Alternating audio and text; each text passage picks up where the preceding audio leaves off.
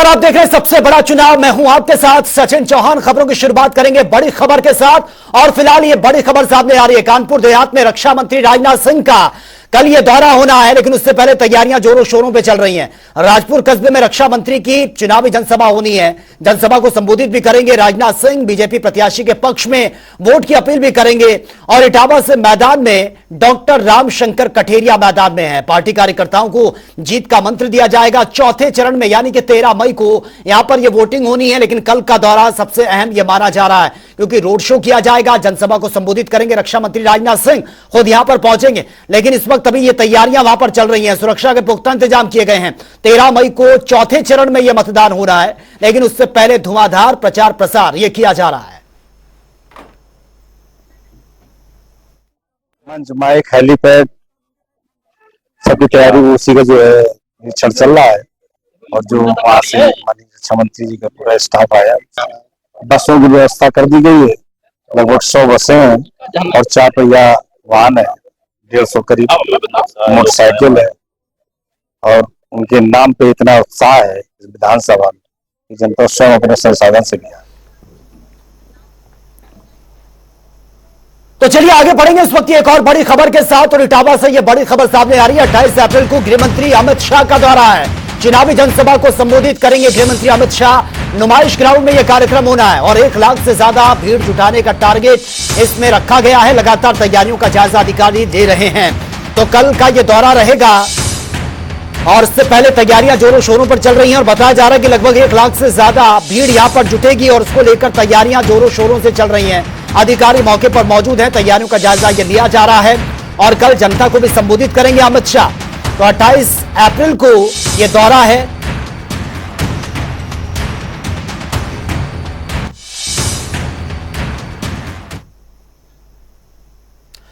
Kannauj Lok Sabha seat पर बरकरार है सस्पेंस को समाजवादी पार्टी ने खत्म कर दिया है क्योंकि सपा सुप्रीमो अखिलेश यादव खुद कन्नौज सीट से चुनावी मैदान में हैं और इसके लिए अखिलेश यादव का नामांकन भी दाखिल कर सकते हैं। हमारे संवाददाता तौकर किदवई की यह रिपोर्ट आप देखिए।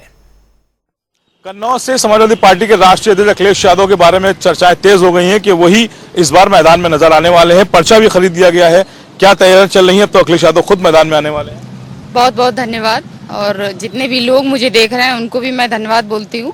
मैं रचना सिंह गौतम, जो हमारे राष्ट्रीय अध्यक्ष हम सबके नेता माननीय श्री अखिलेश यादव जी ने जो पीडीए का नारा दिया है उसी में हम भी आते हैं। और ये नारा जो दिया है इस बार जनता जवाब देने जा रही है और हमारे माननीय राष्ट्रीय अध्यक्ष जी का कल नामांकन है। भारी भरकम भीड़ के साथ नामांकन होगा और बहुत ही अच्छे मतों से वो विजय प्राप्त करेंगे कन्नौज लोकसभा से।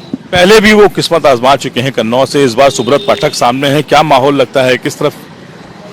इस बार हमारा संगठन बहुत मजबूत तरीके से लड़ रहा है और इस बार संगठन ही नहीं, हमारी जनता जो कन्नौज लोकसभा की पीडीए की जनता है जो वो जवाब देने जा रही है।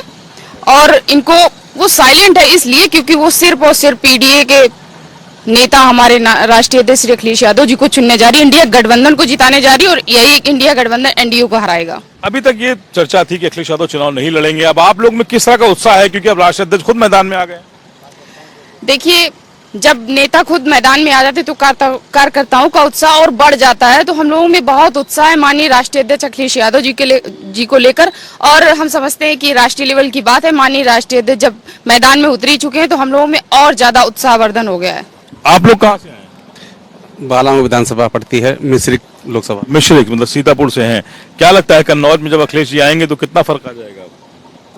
अब की बार माननीय अखिलेश जी बहुत ज्यादा मतों से विजय प्राप्त करेंगे। क्या अब आप लोग भी आ गए मैदान में, जाएंगे कन्नौज उनकी कैंपेनिंग? बिल्कुल जाएंगे। क्यों जाएंगे? बिल्कुल जाएंगे। अभी जब आप लोग कार्यालय आए, सूचना कंफर्म हो गई कि हाँ वो लड़ने जा रहे हैं, तो अब क्या कुछ बदलाव है मन में कि हाँ अब क्या करना है? नहीं, बिल्कुल बदलाव है।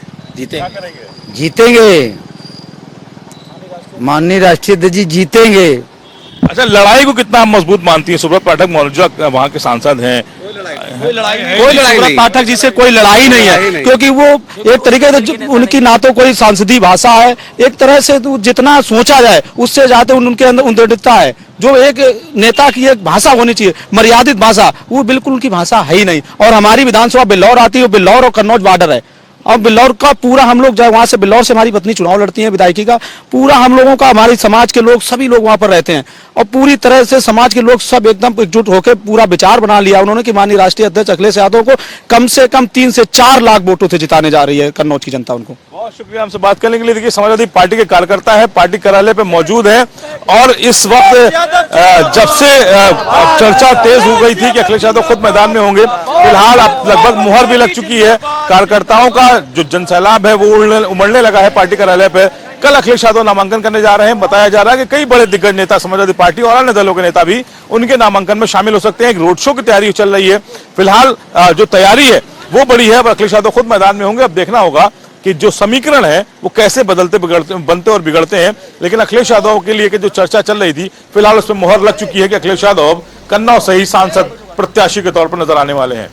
कैमरा पर्सन रियाज के साथ तखुर की दुबई, जनता टीवी, लखनऊ। और फिर कांग्रेस नेता प्रियंका गांधी ने पीएम मोदी के सोने और मंगलसूत्र वाली टिप्पणी पर प्रतिक्रिया दी है। उन्होंने कहा कि उनकी मां सोनिया गांधी ने देश के लिए अपना मंगलसूत्र बलिदान कर दिया था और सच्चाई यही है कि लोग महिलाओं के संघर्ष को नहीं समझ सकते। उन्होंने यह भी कहा कि पिछले 2 दिनों से यह लगातार किया जा रहा है कि कांग्रेस पार्टी आपसे आपका मंगलसूत्र और सोना छीनना चाहती है और यह पूरी तरह से लोगों को भ्रमित करने की कोशिश की जा रही है। इस बार का कांग्रेस का मैनिफेस्टो देख लीजिए।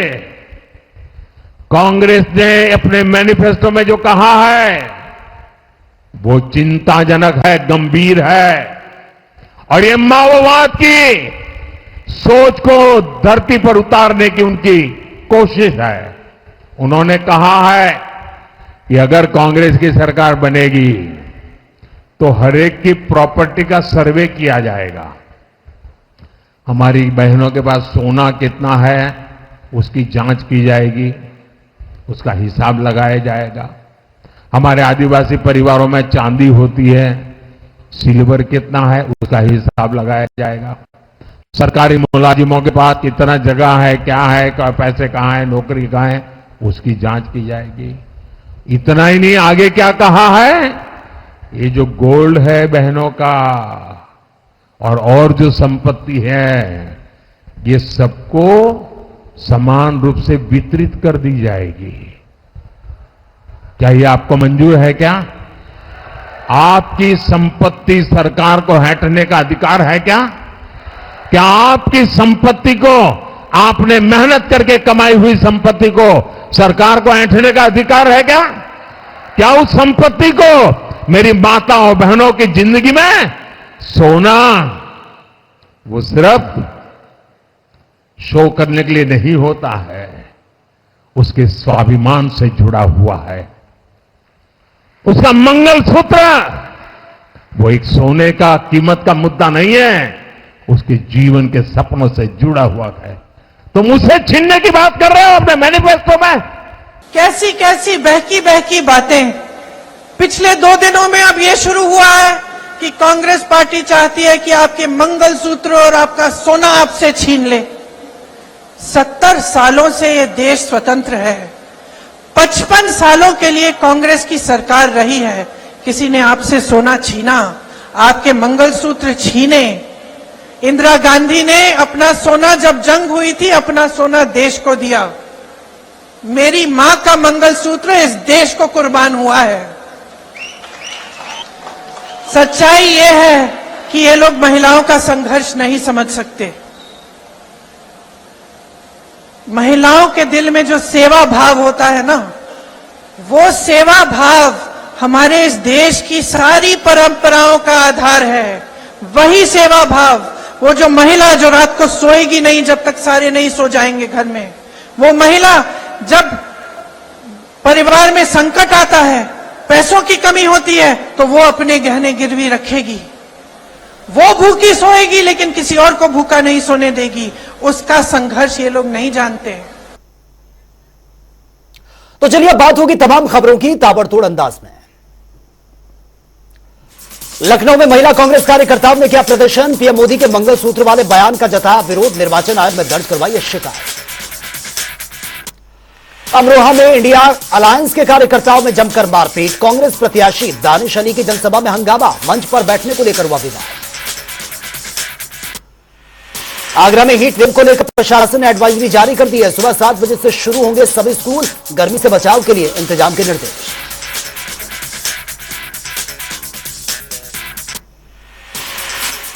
सहारनपुर में बढ़ती गर्मी के कारण स्वास्थ्य विभाग अलर्ट हो चुका है। पूरे जिले में जारी की एडवाइजरी, लोगों से दोपहर में बाहर ना निकलने की हिदायत। मिर्जापुर में बारिश और ओलावृष्टि ने जमकर तबाही मचाई। पेड़ गिरने से आवागमन बाधित हुआ। पेड़ के नीचे दबकर बाइक पूरी तरह से डैमेज। नोएडा में मौसम ने लिए करवट। कल तेज आंधी के बाद जमकर बारिश, लोगों ने लिए राहत की सांस। बाराबंकी में एक गांव ने किया है चुनाव का बहिष्कार। काम नहीं तो वोट नहीं के लगाए पोस्टर। कई समस्याओं को लेकर कर रहे हैं विरोध। बाराबंकी में मामूली विवाद को लेकर दो पक्षों में झड़प, जमकर चले लाठी डंडे। महिला समेत 2 लोग घायल, हॉस्पिटलाइज। रायबरेली के स्लोन कोतवाली क्षेत्र के कस्बे में लगी भीषण जाम। घंटों जाम में फंसे रहे राहगीर। ट्रैफिक पुलिस मौके पर पहुंची। रायबरेली में मतदान प्रतिशत बढ़ाने को लेकर मैराथन का आयोजन किया गया। डीएम ने दिखाई हरी झंडी, लोगों को मतदान की दिलाई गई शपथ। लखनऊ में सीवर में गिरा है 8 साल का मासूम। कड़ी मशक्कत के बाद बच्चे को रेस्क्यू किया गया। शराबस्ती में इनामी हिस्ट्री शीटर की पुलिस से मुठभेड़। हिस्ट्री शीटर के पैर में लगी है गोली। कब्जे से अवैध देसी बंदूक और 4 जिंदा कारतूस बरामद। सीतापुर में ग्रामीणों ने स्कूल में बंद किए गौवंश। बच्चे स्कूल से हुए बाहर। प्रशासन पर गौवंश को लेकर वादे पूरे न करने के ग्रामीणों ने लगाया। बलिया में युवती ने दूल्हे पर फेंका है तेजाब। पुलिस ने युवती को हिरासत में लिया। प्रेम प्रसंग के चलते उठाया कदम। महोबा में अजीबोगरीब मामला सामने आया। जयमाला डालते समय दूल्हे की प्रेमिका पहुंची शादी में। दुल्हन पक्ष ने जमकर किया हंगामा। पुलिस ने की आपसी सहमति बनाने की कोशिश। शराबस्ती में चुनाव को लेकर भारत नेपाल के बीच हुई है समन्वय बैठक। सीमा पर कड़ी सुरक्षा, निगरानी रखने को लेकर हुई चर्चा। बैठक में एसपी और नेपाल एपीएफ अधिकारी मौजूद हैं। फर्रुखाबाद पुलिस की बड़ी कार्रवाई। आईपीएल में सट्टेबाज करने वाले 2 आरोपियों को किया गिरफ्तार। कब्जे से लाखों की नकदी और फोन भी बरामद। पीलीभीत पुलिस को मिली है बड़ी सफलता। अवैध मादक पदार्थों की तस्करी करने वाले 6 तस्कर गिरफ्तार। कब्जे से 1 किलो चरस और हजारों रुपए की नकदी भी बरामद। बिजनौर में दीवार फांदकर घर में घुसा गुलदार। ग्रामीणों में फैली है दहशत। पुलिस और वन विभाग की टीम रेस्क्यू में जुटी। लखनऊ बीकेटी में बीजेपी बूथ अध्यक्ष सम्मेलन कार्यक्रम का आयोजन किया गया। सैकड़ों की संख्या में उपस्थित रहे बीजेपी के अधिकारी। बूथ अध्यक्ष के माध्यम से सरकार पार्टी को करेगी मजबूत। भदोही में डीजे बजाने को लेकर हुआ विवाद। 2 पक्षों में जमकर हुई मारपीट। पुलिस मामले की जांच में जुटी। फिरोजाबाद में बीएसपी कार्यालय का उद्घाटन किया गया। कार्यकर्ताओं में दिखाया भारी उत्साह। अध्यक्ष ने चुनाव में सपा की जीत का दावा कर दिया। रायबरेली में पेड़ से टकरा गई कार। हादसे में आधा दर्जन लोग घायल। स्थानीय लोगों ने कार में फंसे लोगों को बाहर निकाला, अस्पताल में भर्ती करवाया।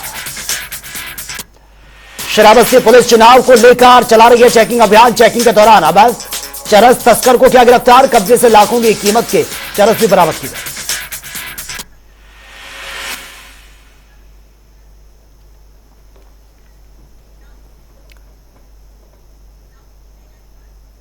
तो चलिए सीधा आपको ले चलते हैं वाराणसी, जहां इस वक्त अमित शाह कुछ संबोधित कर रहे हैं। ढेर सारे काम नरेंद्र मोदी जी ने चंद्रमा पर, दक्षिण ध्रुव पर संसार में सबसे पहली बार किसी ने पैर रखा तो हमारे चंद्रयान ने वहां लॉन्च किया। और उसका नाम भी, काशी वालों जोर से ताली बजाना, उसका नाम शिव शक्ति पॉइंट रखने का काम नरेंद्र मोदी। माताओं बहनों को विधानसभा और लोकसभा में 33% आरक्षण देने का काम भी नरेंद्र मोदी जी ने किया। भाई और बहनों, मोदी जी को तीसरी बार प्रधानमंत्री बनाने के लिए देश का जन जन संकल्पित है। भाजपा का एक एक कार्यकर्ता कटिबद्ध है। मगर मोदी जी को तीसरी बार प्रधानमंत्री बनाने का मतलब है हमारे अर्थतंत्र को संसार का तीसरे नंबर का अर्थतंत्र बनाना, 3 करोड़ लखपति दीदी बनाना, बनाना, चंद्रयान, मंगलयान और आदित्ययान तीनों अभियानों को सफल बनाना और कश्मीर, नॉर्थ ईस्ट और नक्सलवादी क्षेत्र से आतंकवाद की मुक्ति कराना मोदी जी को तीसरी बार प्रधानमंत्री बनाने का एक लक्ष्य। मित्रों, मैं भी जनप्रतिनिधि 30 साल से चुनकर आता हूं, 30 साल से मैं विधायक और सांसद हूं। मेरे सर पर कभी भी नरेंद्र मोदी जी जितनी जिम्मेदारी नहीं रही। मोदी जी अनेक सिद्धियां देश के लिए प्राप्त करे, छोटे से बच्चे से लेकर 100 साल के वरिष्ठ नागरिक तक सबकी चिंता, चाहे गरीब हो, किसान हो, गांव में रहने वाली गरीब माता हो या स्टार्टअप शुरू करने वाला युवा हो, हर एक की चिंता नरेंद्र मोदी जी ने देश को हर क्षेत्र में आगे बढ़ाया है। और मोदी जी ने सांसद के नाते अगर 542 सांसदों में स्पर्धा हो जाए तो और किसी का नंबर न लगे, ऐसे मेरे काशी शहर को बहुत अच्छे तरीके से विकसित करने का काम भी हमारे सांसद नरेंद्र मोदी जी। इतनी व्यस्तताओं के बावजूद 50 बार काशी आए और जब भी आए तब कई प्रकार की सौगातें लाए। और आज मैं तो 2010 से काशी को देखता हूं और आज जब काशी को देखता हूं तो मालूम पड़ता है काशी का तो शकल और सूरत दोनों बदल गया। भाई और बहनों, काशी का विकास सिर्फ काशी का विकास नहीं, काशी अध्यात्म की नगरी है और काशी के आध्यात्मिक ऊंचाई को भी आगे बढ़ाने का काम हमारे सांसद, हमारे नेता, हमारे प्रधानमंत्री नरेंद्र मोदी जी ने किया है। और उसके साथ साथ विश्व की सबसे पुरानी नगरी को आधुनिक नगरी बनाने का काम भी नरेंद्र मोदी जी ने किया है। मित्रों, 36,000 कार्यकर्ताओं के साथ टिफिन बैठक करना, हर कार्यकर्ता की चिंता करना और जब विधानसभाओं का भी चुनाव हो तो आम सांसद की भांति अपने क्षेत्र के विधायकों को जिताने के लिए सबसे ज्यादा परिश्रम करना, ये नरेंद्र मोदी जी ने एक सांसद के नाते आदर्श आचार संहिता का निर्माण करने का काम किया है। भाई और बहनों, बाबा विश्वनाथ का कॉरिडोर औरंगजेब ने जब से तोड़ा तब से लेकर आज तक देश भर में कई श्रद्धालुओं की बात थी। बाबा अकेले गए, उनका दरबार सजा नहीं और मोदी जी ने बाबा का भव्य दरबार सजाकर 13 करोड़ से ज्यादा यात्री देश भर से यहां आए। इस प्रकार का आकर्षण खड़ा करने का काम नरेंद्र मोदी जी। भाई और बहनों, रुद्राक्ष कन्वेंशन सेंटर युवा खिलाड़ियों के लिए नया स्टेडियम, बनारस का नया रिंग रोड, बनारस के मार्गों को चौड़ा करना और जो सारे बिजली के तार थे वो हटाकर अंडरग्राउंड कर बनारस को सुंदर करने का काम भी नरेंद्र मोदी जी ने किया। बीएचयू में टाटा कैंसर हॉस्पिटल, टीसीएस का सेंटर, पुराने घाटों की सफाई, नया नमो घाट बनाकर पूरे विश्व का आकर्षण का केंद्र बनाना और गंगा मां को स्वच्छ कर सालों के बाद आचमन कर पाए ऐसे गंगा जल का, गंगा का निर्माण करने का काम हमारे सांसद और प्रधानमंत्री नरेंद्र मोदी जी ने। कई फ्लाईओवर बने, बाबतपुर से यहां तक का रोड बना और एक जमाने में ये पूरे चंबल को, पूरे पूर्वांचल को चंबल माना जाता था। आज मोदी जी के राज में और उत्तर प्रदेश में योगी जी की सरकार आने के बाद माफिया मुक्त पूर्वांचल बनाने का काम हमारे नेता नरेंद्र मोदी जी ने किया है। मित्रों, मैं आज इतना ही कहना चाहता हूं। मोदी जी ने काशी को गौरव दिलाने का काम किया है। बाबा विश्वनाथ के कॉरिडोर ने काशी के अर्थतंत्र को बदलकर रख दिया। सिर्फ 2100 स्क्वायर फीट में जो मंदिर था, आज 5 लाख स्क्वायर फीट का कॉरिडोर करोड़ों दर्शकों को, करोड़ों श्रद्धालुओं को निमंत्रित करता है। भाई और बहनों, सिमरा स्पोर्ट्स कॉम्प्लेक्स जब समाप्त हो जाएगा तब न केवल क्रिकेट, काशी के हर एथलीट के लिए, हर खिलाड़ी के लिए वहां ट्रेनिंग की व्यवस्था शुरू हो जाएगी। एक बड़ी डेयरी बनाई है जिससे हर घर में पशुपालन बढ़ेगा। वाराणसी रेलवे स्टेशन नया बन रहा है। वाराणसी जंक्शन यार्ड भी नया बना।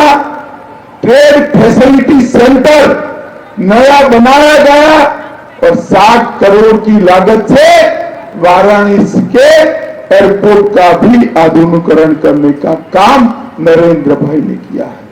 900 करोड़ के खर्चे से अनेक सेतु बनाए गए।